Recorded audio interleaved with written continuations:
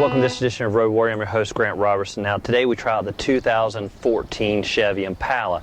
Now, what's great about the Chevy Impala, we personally own one in our fleet of vehicles. And what you'll notice with the models before this one is they were out for years, and people have come to love them. And what's great is when you look at the early models all the way up to the 2013 prior to this one, the evolution didn't go very far. And what that meant was that vehicle was timeless. Over the last several years, there were very small improvements, but the people that bought one years ago all the way up to 2013 kind of had that same body lines, and you really kind of made a timeless vehicle.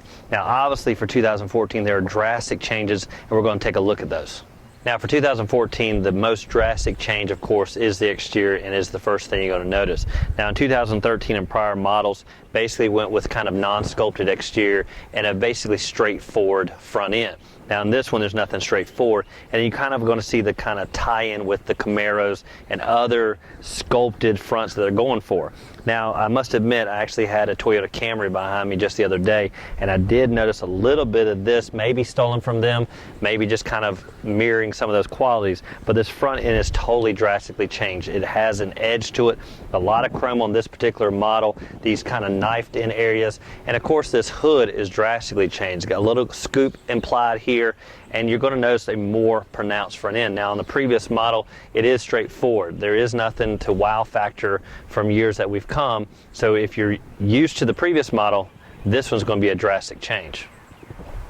Now when this vehicle first arrived, in comparison, I thought it had to be bigger than the model it's replacing, and truthfully it only goes up by just an inch, both in wheelbase and in overall length. Now by the numbers it's just over 201 inches, and the wheelbase is nearly 112. Now what's great about those numbers is you've, just with that little increase, they've increased the leg room, but overall you've got a nice full-size sedan here. Now if you look at the other numbers, the height and the width have stayed within inches of where it came. It's just about 5 feet tall and just over 6 feet wide. So that stance is going to smooth out the bumps and gives you that typical full-size sedan feel that you may be looking for. Now for 2014, this vehicle is drastically different on the exterior, and the biggest thing you're going to notice is the profile. It has a more sweeping from front to back kind of roof line. Now I still think the hood and the rear end are basically about the same, kind of a huge hood and kind of a stout rear deck lid. Now you're going to notice a little bit more chrome compared to the model I have. This is the LTZ after all, so you have chrome here, a lot of chrome on the grille, and just kind of a nice little couple accents here and there, especially on the door handles. Now this vehicle comes basically equipped with either 18, 19, or 20-inch wheels, but overall this vehicle is drastically different. Now they say they wanted to hold on to a little bit of nostalgia. I'm having a hard time drawing on the past. This vehicle is all new. Now if you remember, for 2013 there was only one engine, and that was the 3.6 liter V6 engine. Now they've brought that back for 2014, and they've tweaked it just a hair to give you some more horses, more specifically about 305 horses and 264 foot-pounds of torque. Now what I loved about that, and most V6s on this type of vehicle, is that you're going to still get decent fuel economy in the low 20 miles per gallon, but you're going to get that kind of spunk off the line. Now on many occasions we did squeal the wheels and we were to hammer it, but that's not how I drive these V6s. Typically I like to just kind of meander through traffic and watch the fuel economy. I'm not one to race from stoplight to stoplight. Now of course, if you want better fuel economy, there is the 2.4 liter e-assist 4-cylinder engine that's due out late 2013. Now what that does is adds electrical assist when it can be done and gives you better fuel economy. They're anticipating that to be in the kind of mid 30 miles per gallon. The midsize 4-cylinder, of course, is going to be the 2.5 liter. Now respectively you're going to get about 182 horses on the lower model and around about 196 horses on the 2.5 liter. But both are going to deliver great fuel economy, but the V6 is going to deliver the power you're probably looking for. Now we talked about it earlier, there is not much of an increase lengthwise on this vehicle, only about an inch compared to 2013, but where that translates into is on the inside, and more specifically legroom. Now I always look at legroom, and that's the first thing I go to, and on this vehicle it's enormous. More specifically, it's going to be about 46 inches of front legroom, and that's again compared to about 42 on the previous model. Now in the back seat legroom, you got about a 2-inch increase, 39 inches, 37 on the previous model as well. Now what's great about that is there's so much in the front, there's actually enough give to give even the backseat passengers more comfort. That means anywhere you sit on this vehicle, it feels full size, and that's exactly what this vehicle is supposed to do. Now, even though the width and the height basically the same, that means headroom and hip room still basically offer the same amount, so you still have plenty of comfort to go around. Now, one thing I thought was interesting, on our own model, there was kind of 3 seating across the front and 3 seating across the back.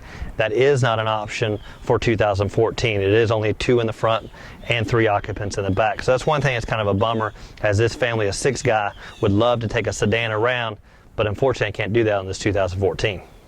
Now, where I spend most of my time on this vehicle is right here behind the wheel, and this is where you of course want to be when you own this vehicle. And this is the best viewing spot to see people gawk and turn their head when they're looking at this vehicle. One of the surprising one, of course, was a state trooper that actually passed by me and did a huge rubberneck to check it out. Now, what you're going to notice on this is it's all different, all new. Now, on this dash, of course, it's brand new, has kind of a sweeping, kind of sculpted design. Now, is that a little overkill? Possibly. Could they've just gone with a straight standard dash? More than likely, but this is of course the wow factor that they're trying to do for 2014. They do not want to go plain and simple here. Now, one of the biggest features I love on this vehicle, and I've talked about it, is the new version of the Mylink. Now, we talked about that on the Spark and the Chevy Sonic back in the day. A huge screen that is touchscreen for everything, and here it is on the 2014 Chevy Impala. Now, I love that. They could have gone, of course, with the Cadillac version and all the different options they have for touchscreen in their array of family infotainment, but they went with the Mylink, and I love it. Now, what's great about the Mylink is it has simplified push buttons here, a home screen where it gets to everything, and what's great is this can be tailored to your kind of personality. They have a boring theme that is kind of straightforward and contemporary, or they have kind of innovative screens that are more youthful and whatever in appearance. And what's great is you can tailor that to what you need. Now, on this vehicle, you got, of course, satellite radio, you got Pandora, you've got weather app, you got OnStar navigation. That's on this LTZ model, and this is where everything is happening on this Mylink. Now, one interesting feature is, let's say if you do want to connect your phone not via Bluetooth but via cable, you press this little button here, and the screen actually goes up. There's like kind of a little niche where you put your phone and plug it in. That is a nice little storage area for your phone. It'll prevent, obviously, theft. My one little question was, should you lose power, how will you get that up? That's something we got to figure out later. But overall, this vehicle, design-wise on this dash, is where you're going to spend most of your time kind of with your jaw dropped. Now, just to give you kind of the layout of the land on this vehicle, you've got everything right where you want an armrest. Everything fits, and they obviously designed this for the driver and passenger. Now, we talked about legroom, and again, it's plentiful up front. You got plenty to give to the back. One area that I noticed was kind of retro, not the new innovative, was right here behind the dash. It does still have those kind of cylinder throwback gauges, huge tack, huge speedometer, versus other models we've seen that vehicles that have a huge LCD and implied gauges. This is okay. I would have actually rather seen just a huge implied digital display, but this maybe is just one of those kind of nostalgic looks they were kind of holding on to. Now, right in the middle, you'll notice it's kind of a small display. That is, again, interactive. You can pick what you want. I finally figured out how to use it and actually have the miles per hour in digital, so I can get a specific number versus the needle. Other information there, of course, is fuel economy on the go, gives you instant readout. Now, spinning around, looking more, you've got the dual climates on this digital readout. I love that. It's better than, of course, the little knob and put it the dash where you want it. All this is simple, just enough buttons to get by. Now, looking else around, you do have the heated and cooled seats on this model, and what's great is the buttons are here. On a lot of vehicles, they put those type of buttons, like on the Jeep SRT we drove, they put those type of buttons on the dash, which means you gotta go through a few functions. On this vehicle, you don't have to do that. You press it right here. Now, what's funny for my daughter, she loves to sit in this side passenger seat and reach over and actually press that heated button during the heat of the summer here, so your backside starts to burn and you really don't know why. So that may be the only kind of trickster you may have from your passengers.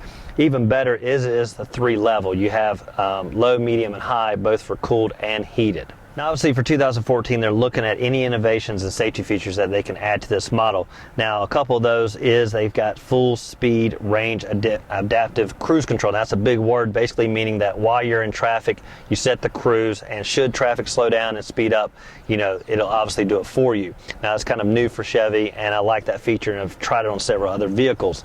Now other ones of course is the collision mitigation system, which is the red kind of alarming system that should a vehicle stop in front of you and you're not paying attention, it'll actually alarm and flash a red that reflects onto the window. That allows you at least enough time to maneuver out of the way or brake. Other things, of course, is the lane departure system. Now this is one that I've seen on several of the Chevys, and I kind of am still torn on whether I like it or not. And what that does is, should you be late at night, you turn it on, and if you tend to drift left or right, it will alert you, and with an audible sound. Now some of the higher end vehicles actually have a vibration in your seat. That's a little less dramatic, but either way it's for avoidance and alert, so it's doing its job. Other options that you have is the side blind zone alert. Now that's on the little mirror, the little indicator, and when a vehicle is back here behind your blind spot, it will give you that little orange indicator light. Once the vehicle is clearly in your view, it will go away. I've loved those, and when you start to use them, you'll actually be annoyed when those are not on a vehicle, let's say you're driving. Now what I love on this vehicle is the greenhouse-like effect that you have. Now I'm not referring to the heating of it, but more or less the panoramic view. It's got about 6 windows that give you a total encapsulation of everything around you, and you're able to see real easy out these windows. One other window they don't mention, of course, is up above, and that's the huge moonroof slash sunroof. Now, unlike some of the other vehicles we've seen that has it fully open, this one does open. It doesn't open all the way, but it gives you just enough light and kind of that moonroof, and it was kind of another wow factor that a lot of the passengers love, because you have that total glass enclosure and all the environment right there at your eyesight. Now one thing you notice at the back of the 2014 Impala is that it is very short and stout, which implies not a lot of cargo room, and that's far from the case. Now what I failed to mention earlier, that this does have smart key system, which basically means you keep it in your pocket, one push start to start the vehicle, obviously corresponding buttons on the handles to unlock the vehicle, and of course back here at the back, simply come up, press the corresponding button, and it goes right up. Now back here it has about 18.8 cubic feet of space, which basically means there's not a lot of opening right here, but it is cavernous and goes way back in there. Now that's up from last year by just a little bit, but overall you've still got, again, lots of interior volume, lots of storage space, and a decent sized vehicle. When this thing is called full size, they really mean it.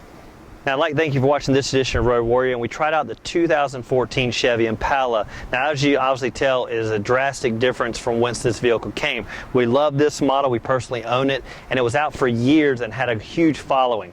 Now this vehicle, this is brand new, total differences, total exterior change, and there's going to be a huge following for this vehicle as well. Again, I'd like to thank you for watching. I'm your host, Grant Roberson, and as always, keep both hands on the wheel and eyes straight ahead.